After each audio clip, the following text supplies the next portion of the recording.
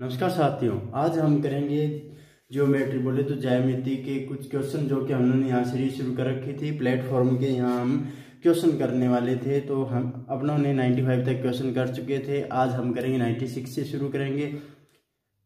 तो हर बार की तरह आपसे रिक्वेस्ट करूँगा, पहले आप वो वीडियो पॉज कीजिए, उस क्वेश्चन को देखिए, करने की ट्राई कीजिए, उसके बाद इसका सोल्यूशन देखिए। और पहले ही आपसे रिक्वेस्ट करूंगा, वीडियो को शुरू से लेकर अंत तक देखिएगा। इस वीडियो जितना हो सके उतना शेयर कीजिएगा। चैनल पर नए हैं तो इसे सब्सक्राइब कीजिएगा। तो शुरू करते हैं बिना किसी देरी के। पहला क्वेश्चन आपको स्क्रीन पर दिखाई दे रहा है। स्क्रीन पर जो भी दिखाई दे रहा है आपके पास उसकी शेप क्या है, 12 मीटर आपको उसी एक लेंथ दिखाई दे रही है, एक 7 मीटर उसकी लेंथ दिखाई दे रही है।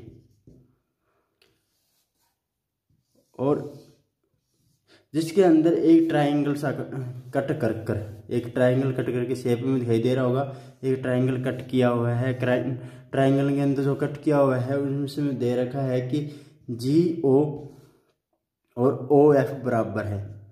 बस इतनी सी कहानी थी। आपको डायग्राम दे रखा है, आप उसे अच्छी तरह से देख सकते हैं। तो सुनिए मेरी बात। इसका आपने क्या करना है, एरिया फाइंड करना है। ये टोटल लेंथ कितनी, 7। ये लेंथ कितनी, 2। तो ये जो ट्रायंगल है ना, ये थोड़ा सा अलग बन गया। ये जो बनेगा ना, ये एक राइट ट्रायंगल बनेगा। राइट ट्रायंगल जिससे मैंने ये लेंथ अगर 2 है तो ये भी 2 है।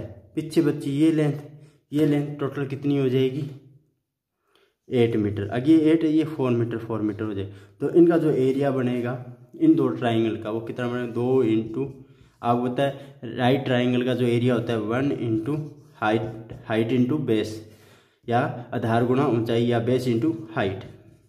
आप इसको बड़े आराम से फाइंड कर लो। ये 2 है इसलिए 2 से मल्टीप्लाई किया है। तो इसका जो एरिया आने वाला है वो आने वाला है 2 इंटू हाफ इंटू बी की जगह आप क्या दोगे, 4। बेस क्या है, 4। ये लेंथ 2 है तो ये सीधी सी बात, ये कितनी बच गई, ये 5 बच गई। कितनी बच गई, 5। तो ये रहा 5। सोल्व करोगे 20 मीटर। कितना आ गया, 20 मीटर स्क्वायर।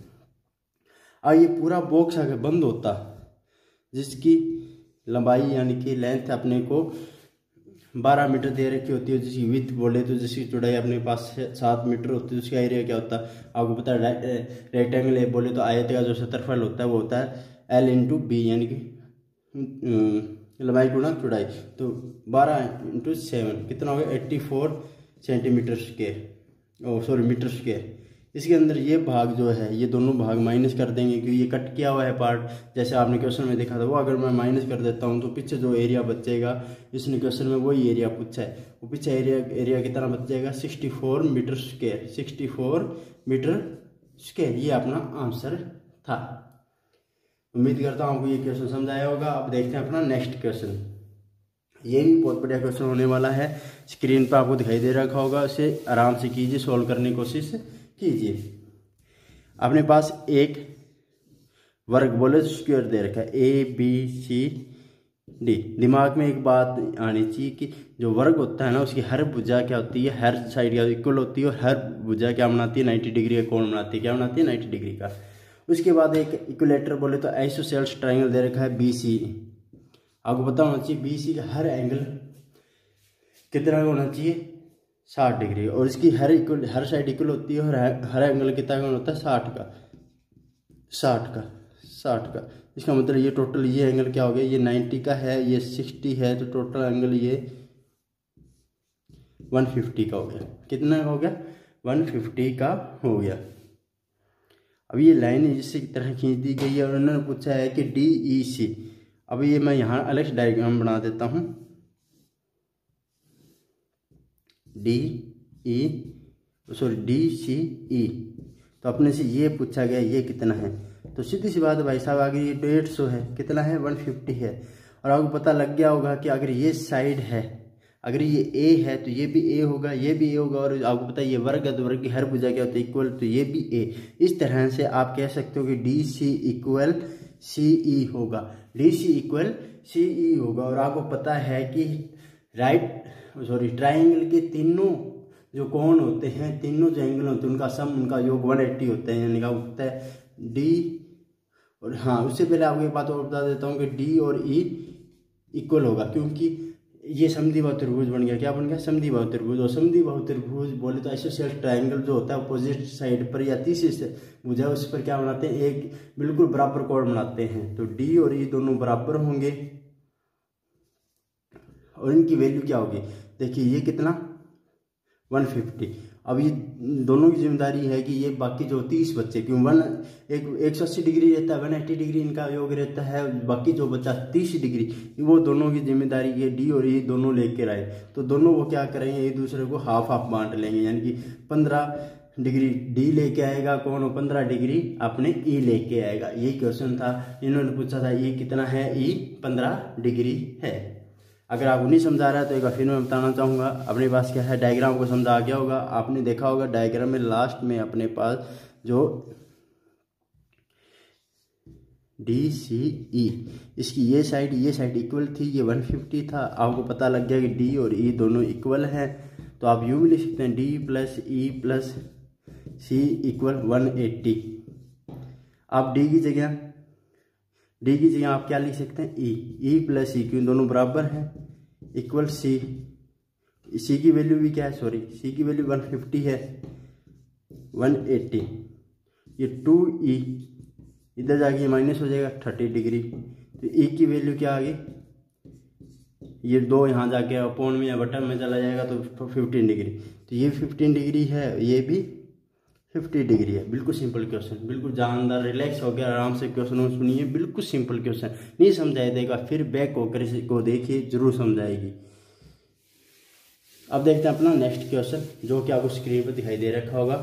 क्वेश्चन इस तरह से है। पहली बात आपको पता होना चाहिए, अगर कोई भी अपने डायमीटर या व्यास दे रखा है तो व्यास हमेशा परिधि पर 90 डिग्री का कोण बनाता है। कितने डिग्री का? 90 डिग्री का। ये यहाँ दे रखा है ए सी बी। इन्होंने क्या रखा है कि सी ए की लंबाई 5 है। इनकी त्रिज्या यानी यहाँ से लेके यहाँ तक जो लेंथ है 6.5 है, यानी कि 13 सेंटीमीटर है। 13 सेंटीमीटर है।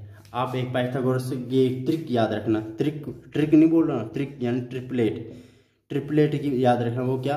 5, 12, 13, यानी इन दोनों में से कोई भी 2 साइड आपके पास गिवन हो तो तीसरी साइड क्या होगी? 12। और कर्ण आपको पता है हमेशा दोनों भुजाओं से बड़ा होता है। अगर ये 5 है, ये 13 है, तो ये 12 होनी चाहिए। ठीक है, अगर कर्ण इसका 13 है, उसकी एक भुजा 12 है, तो दूसरी भुजा क्या होनी चाहिए? 12। वैसे एक भुजा 5 है, दूसरी भुजा क्या होगी? 12। ये डेफिनेटली ऐसा ही होगा, क्योंकि ट्रिपलेट के बेस पे बहुत क्वेश्चन आते हैं। अगर आपको डायरेक्ट ट्रिपलेट याद है ना, तो आप बिल्कुल बेझिझक बिंदास क्वेश्चन को कर सकते हैं। तो 5, 12, 13, तो ये आ गया अपने पास। नहीं तो आप पाइथागोरस प्रमेय लगा के इसे सोल्व कर लीजिएगा। तो इन्होंने क्या पूछा? ए बी सी का एरिया। तो आपको पता है base into height, half into base into height. A B C का जो एरिया होगा, तो हाफ बेस कितना अपने पास? बेस हमेशा अपने क्या, इनमें से एक बेस होगा, इनमें से एक हाइट होगा, जिस पर परपेंडिकुलर खींचा जाता है। परपेंडिकुलर जो होता है, परपेंडिकुलर वो तो होता है हाइट, जिस साइड पर खींचा जाता है वो होती है बेस। इनमें से एक बेस मान लो, इनमें से एक हाइट मान लो, कि दोनों एक दूसरे क्या बना रहे हैं? परपेंडिकुलर, यानी कि परपेंडिकुलर है, यानी कि 90 डिग्री का या राइट एंगल बना रहे हैं। तो 5 × 12, आंसर है 30 सेंटीमीटर स्क्वायर। ये रहा अपना आंसर। बिल्कुल सिंपल क्वेश्चन, उम्मीद करता हूँ समझ आई होगी। अब नेक्स्ट क्वेश्चन, ये बड़ा ही जानदार और बहुत बढ़िया क्वेश्चन है। इसकी ट्रिक भी बताऊंगा और ये क्वेश्चन को करने का तरीका भी बताऊंगा। आपको दिखाई दे रखा हो, आराम से क्वेश्चन में देखिए। आपको क्या दे रखा है? एक ट्रायंगल दे रखा है जिसका नाम है ADE, जिसके अंदर BCD और GFE, और इसमें अपने क्या गिवन है? AB इक्वल है BC के, BC इक्वल है CD के, DE के, और DE इक्वल है EF के, EF इक्वल है GF के, GF इक्वल है GA के। तो अब क्वेश्चन देखिए आप कैसे सॉल्व करेंगे। पहले डायग्राम ले लेता हूँ मैं। ये ए, उसके बाद मैंने लिखा बी। इसने कहा कि ए और बी सी दोनों इक्वल हैं, बी सी दोनों इक्वल है, तो मैंने इसको एक्स मान लिया। अगर ये एक्स है तो ये भी क्या है, एक्स है। मैं इसको यहाँ अलग लिख देता हूँ ताकि आपको समझ रहे आए कि मैंने क्या किया है। ये एक्स है, अगर ये एक्स है तो ये भी क्या है, एक्स है। अब आपको पता है, सिर्फ और सिर्फ मैं इसकी बात करूँगा, ए बी सी। अगर ये एक्स है तो ये एक्स है। आपको पता है कि त्रिभुज के बाहरी कोण जो ये है, इसका मान अंदर के जो दो कोण होते हैं ना अपोजिट साइड में, उनके सम के इक्वल होता है। एक्स एक्स ये कितना हो जाएगा, 2x से इक्वल हो जाएगा। मैंने पिछली क्लास में बताया, तो ये 2x हो गया। ये कितना हो गया, 2x। इतनी बात समझ आ गई? उम्मीद करता हूँ आपको ये बात समझ आई होगी। अगर ये 2x, आपको पता है कि बी सी और सी डी इक्वल है, तो ये भी क्या है, 2x हो जाएगा। ये भी क्या हो जाएगा, 2x हो जाएगा। तो इसको मैं जगह कम इसलिए बार बार मैं रफ कर रहा हूँ, तो आपको ये बात भी समझ आ गई होगी। ए सी डी, मैंने क्या कहा, ये 2x है, ये x है, तो ये बाहरी कोण बना रहे, तो ये क्या होगा, इन दोनों के सम के इक्वल होगा। तो x 2x, ये कितना हो गया, 3x। अब आपको पता है सी डी इक्वल है डी ई के। अगर ये 3x है तो ये भी क्या होगा, 3x होगा। तो ये भी अपने पास क्या आ गया, 3x आ गया। ये अपने पास क्या आ गया, 3x आ गया। नेक्स्ट क्वेश्चन, नेक्स्ट इसी तरह सोल्व करेंगे, ठीक है। अगर नहीं समझाए तो एक बार इसको ना पीछे कर वीडियो को देख लीजिएगा, समझ आ जाएगा। अब नेक्स्ट अपने क्या करेंगे, ए, कौन सा लेंगे लाइन, जी, ए जी, जी और जी एफ बराबर है, यानी कि ये x है तो ये x है, तो वही बाहरी कोण जो होता है इनके दोनों के सम के इक्वल होता है, ये 2x होगा। अब इन्होंने क्या कह दिया कि भाई साहब ये जहाँ f और fe है ना, दोनों बराबर है, जी एफ और बराबर है, ये 2g हो गया। ये क्या हो गया, 2g, ओ सॉरी, ये ई एफ इक्वल है तो ये 2x हो गया। तो मैं एक बार डायग्राम बना के दिखा रहा हूँ आपको मैं। ए, ये मैं लिख देता हूँ एक बार,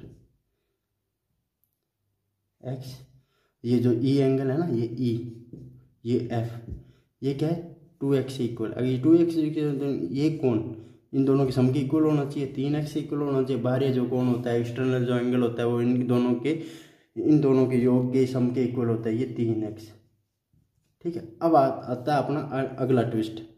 अगर ये 3x है तो आपको पता है एफ ई यानी कि ई एफ और अपना डी ई, ये भी दोनों बराबर है, तो ये भी क्या होगा, 3 है। क्यों, आपको पता है कि समद्विबाहु त्रिभुज में, ये समद्विबाहु ट्राइंगल है, जो दो साइड होती है वो अपोजिट साइड पे सेम एंगल बनाती है, तो ये भी 3x है, तो ये एंगल भी क्या हो गया, 3x हो गया, ठीक है। नेक्स्ट क्या करना है, आपको पता है कि x + 3x + 3x 180, त्रिभुज के तीनों कोणों का योग 180 डिग्री होता है। 7x बराबर 180, x बराबर क्या हो गया, 180/7, और सोल्व करोगे आप, इसे सोल्व करोगे तो 25 पॉइंट समथिंग आपका क्या आएगा, आंसर आएगा। यानी कि अपने यहाँ तो 25 दे रखा है, या कभी कभी 26 डिग्री भी दे रखा होगा, ये दोनों में से एक आंसर अपने पास गिवन होगा। ये था इसका आंसर। इसको आप डायरेक्ट सोल्यूशन भी सोल्व भी कर सकते हैं। वो कैसे कर सकते हैं, जो ये एंगल रहेगा ना हमेशा इस तरह से दे रखा हो, तो 180, इसके बाद आप देख लीजिए आपको कितनी इक्वल साइड दे रखी है, 1 2 3 4 5 6 और 7 गिवन आपके पास। यहाँ काउंट कर लीजिए, 1 2 3 4 5 6 7। इस तरह के क्वेश्चन जितनी साइड आपको इक्वल दे रखे हैं उनको ऐड कर लीजिए और 180 से डिवाइड कर दीजिए। जो भी आंसर आएगा वो इस एंगल के इक्वल आएगा। ये भी है, ये कॉन्सेप्ट बेस है, ये ट्रिक बेस है, लेकिन आपको कॉन्सेप्ट ज़्यादा क्लियर रहना चाहिए। आज का ये अपना बढ़िया क्वेश्चन था। इसके बाद आपने देखते हैं नेक्स्ट क्वेश्चन। उम्मीद करता हूँ आपको समझ आया होगा, ना समझाए तो जो बार बार देखिएगा जरूर समझाइएगा। नेक्स्ट क्वेश्चन आपको स्क्रीन पर दिखाई दे रखा होगा। क्या दे रखा है,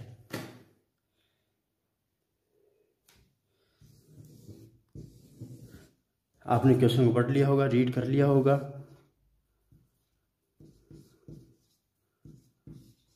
बिल्कुल कॉन्सेप्ट बेस्ड क्वेश्चन है। अब उनकी क्या दे रखा है कि दो एंगल है, क्या है, सॉरी, दो सर्किल है, उनका जो केंद्र है ना, जो सेंटर है वो एक दूसरे से 25 सेंटीमीटर दूर है। कितना है? 25 सेंटीमीटर। और एक की जो रेडियस है वो 20 सेंटीमीटर है। एक की रेडियस कितनी है? 20 सेंटीमीटर है। और एक की जो रेडियस है ना वो कितनी है? यहाँ से लेकर यहाँ तक 15 सेंटीमीटर है। तो बताइए जो उनकी जो उभयनिष्ठ जीवा बोले कोड ये जो होगी इसकी लेंथ क्या होगी? इसकी लेंथ क्या होगी?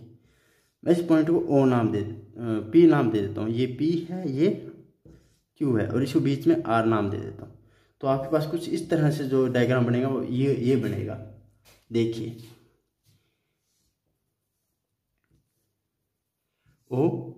ओ डैश पी और आर। अब आपको एक दिमाग में एक बात रखनी है, इस तरह से डायग्राम में जब भी ये बनेगा ना, ये 90 डिग्री एंगल बनाएंगे। ये दोनों जो त्रिज्या है ना आपस में हमेशा क्या बनाएंगे? 90 डिग्री का एंगल बनाएंगे। तो ये 100% 90 डिग्री का एंगल है। और ये जो अपने उभयनिष्ठ जो जीवा है ना, ये जो उनकी बीच की दूरी है उस पर भी ये क्या बनाएगी? 90 डिग्री का एंगल बनाएगी। ये यहाँ 90 डिग्री का एंगल बनाएगी। तो इसका एरिया का फार्मूला आपको पता ही है, किसी भी ट्राइंगल का एरिया फार्मूला क्या होता है? 1 into base into height, base into height. अब ये देखिए, ये अगर ये परपेंडिकुलर है तो आप यूँ लिख सकते हैं। पहले इसकी वैल्यू लिख लीजिए। इसका मान कितना है? 25। इसका मान कितना हो जाएगा? 15, क्योंकि ये रेडियस 15 सेंटीमीटर वाला है सर्किल है। और इसका मान क्या हो जाएगा? 20। अब आपको पता है कि आप इसका एरिया निकाल सकते हैं। क्या निकाल सकते हैं? एरिया।